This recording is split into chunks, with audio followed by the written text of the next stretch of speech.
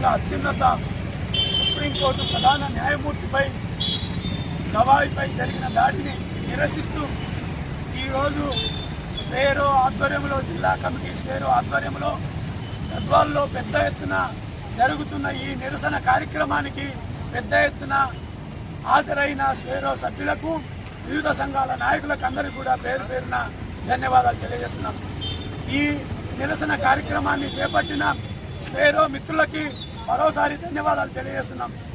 గత అనేక సంవత్సరాలుగా స్వేరో సమాజంలో జరుగుతున్న అట్టడుగు వర్గాల ప్రజల పట్ల బాధ్యతగా ఉంటూ మరి ఈరోజు అత్యున్నత న్యాయస్థానంలో జరిగిన ఆ ఘటనకు వ్యతిరేకంగా తీవ్రంగా స్పందించినందుకు స్వేరో నాయకులకు ధన్యవాదాలు తెలియజేసుకుంటున్నాం.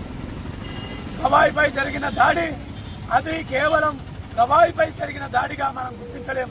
రాజ్యాంగంపై జరిగిన దాడిగా, దళితులపై జరిగిన దాడిగా, నిమ్న కులాలపై జరిగిన దాడిగా, ముఖ్యంగా మతోన్మాదానికి వ్యతిరేకంగా పోరాడుతున్న, లేకుంటే న్యాయస్థానంలో మత ఉన్మాదానికి వ్యతిరేకంగా పోరాడుతున్న గవాయికి మరి ఈ రోజు జరిగిన ఆ దాడి ఏదైతే ఉందో, మత ఉన్మాదులు ఈ దేశంలో మతోన్మాదము, మనువాదము కొనసాగాలని కోరుకుంటున్న వాళ్ళు చేసిన దాడిగా దీన్ని గుర్తించాలి. మనం ఈ రోజు దీన్ని ఖండించకపోతే రేపు భవిష్యత్తులో రాజ్యాంగాన్ని మార్చాలని చూస్తున్న ఈ మత ఉన్మాదులు ఎవరైతే ఉన్నారో వాళ్ళకి ఒత్తాసు పలికే పరిస్థితి వస్తుంది.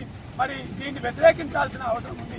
గతం నుండి కూడా కేంద్ర ప్రభుత్వంలో ఉన్న పెద్దలు, గతంలో మరి అమిత్ షా కావచ్చు, నరేంద్ర మోడీ కావచ్చు, మొన్న జరిగిన ఆర్ఎస్ఎస్ శతాబ్ది ఉత్సవాల్లో ఆర్ఎస్ఎస్ ని కీర్తిస్తూ, మతవాదాన్ని కీర్తిస్తూ, మనువాదాన్ని కీర్తిస్తూ భారత రాజ్యాంగంపై అనేక మరి ఏవైతే దాడులు జరుగుతున్నాయో వాటన్నిటికీ ఈ రోజు మనువాదులు ఎవరైతే ఉన్నారో ప్రతిష్ఠించాలని చెప్పి చూస్తున్న దానికి మరి ఏదైతే ఉందో దానికి ఇవాళ సాక్ష్యంగా ఈ దాడి అని మనము ఖండిస్తూ, మరి ఈ సందర్భంగా వచ్చిన మిత్రులందరికీ మత ఉన్మాదులు దేశంలో పెట్టేగిపోతున్న ఈ సందర్భంగా మనం తీవ్రంగా ఖండించవలసిన అవసరం ఉంది.